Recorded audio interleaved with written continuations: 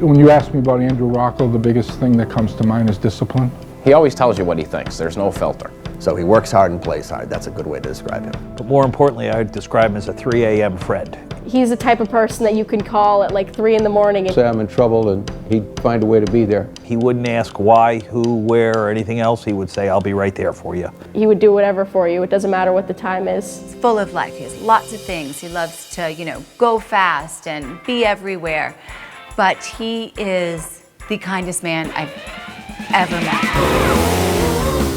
I was an economics major at BU, and I thought I wanted to either be a stockbroker, a lawyer, or a doctor. So I spent the week with each one of my father's friends that was in those fields, and I liked the stockbroker job the best. However, I didn't want to just sit and hammer the phone all day. I wanted to meet with people face to face. I met Andrew back in the early 90s when he was at a career school for New England Life.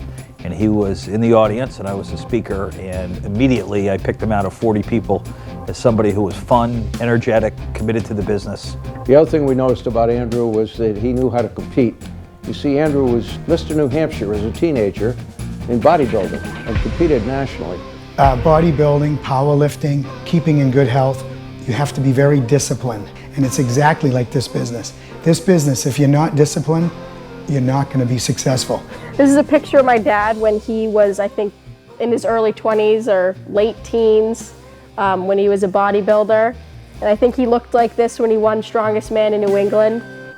So, yeah. Since he was a bodybuilder his whole life, he still does that very much to this day, and I think that helps release a lot of energy. And he's always going at 100 miles an hour, always trying to get a million things done at once. Usually get up about 6. I eat breakfast with the kids. I come to the office for an hour, go to the gym for an hour or so, come back to the office, get my files together, go on appointments, go to the gym again about 5, then I'll go to an appointment at night, and then usually get home about 8, have dinner with the family and watch TV with my wife and go to sleep. He has a lot of life inside him. I know he loves cars. I know he loves boats. My dad has a boat, and we always go to Newburyport and go for a ride on the boat. My first experience with him, actually outside of the office. Oh, I got my cigarette boat out there. You want to go for a ride? Oh, I'd love to go for a ride, Rock. Next thing you know, he's popping Top Gun into the cassette deck. I'm holding on to the oak crap bar. My legs are flailing behind me as we're going over 4-foot swells.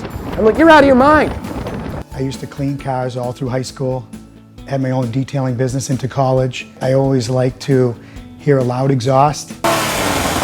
Usually we buy and sell cars so we don't lose a ton of money on depreciation. Another thing, don't fall in love with it. Just how he always says it, just a piece of metal and rubber. It doesn't love you back, so. I bet if you asked for a success manual, he'd pop it out. You know, one of the things that successful people do in this business is they keep records. And Andrew adopted the one-cart system because he learned that as a new advisor in the business. He's 20 plus years in the business, and he still keeps the stuff he learned in the first 6 months of the business. He made the Hall of Fame, and his success come from just his pure drive of wanting to do what's right for each individual person that he meets. And he's a tribute to our organization and a tribute to the industry. Love your family, love your friends, work your ass off, and squeeze the life out of every minute.